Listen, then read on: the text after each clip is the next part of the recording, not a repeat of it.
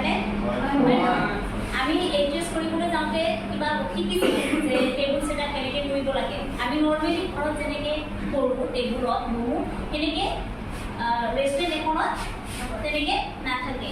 বুজি পাইছানে বস্তুটো আনুষ্ঠানিকভাৱে কি কৰা থাকে টেবুলখন ধুনীয়াকৈ সজোৱা থাকে ইয়াত দেখিছা তোমালোকক টেবুলৰ কাৰণে দেখুওৱা হৈছে এইটোৰ নামটো চবেই জানে চাগে কি হয় ডিনাৰ প্লেট হয় নহয় ডিনাৰ প্লেট ওচৰত ক'ত থাকে টেবুলৰ একে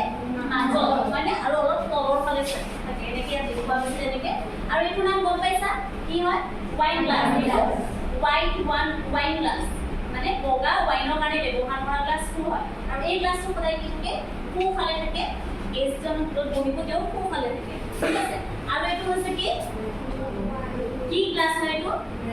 ককটেল গ্লাছ ঠিক আছে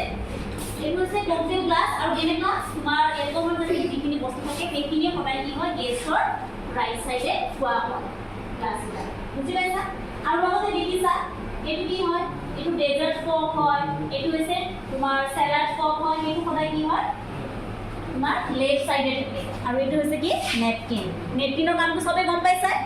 ঠিক আছে নেপকিনটো কোনটো সাইডে থাকিব বাও সাইডে আৰু এইটো হৈছে কি কোৱাৰ্টাৰ প্লেট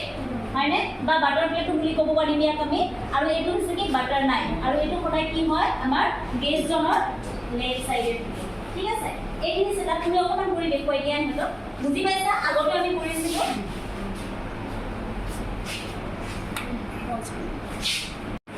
এইটো ডিনাৰ প্লেট এইটো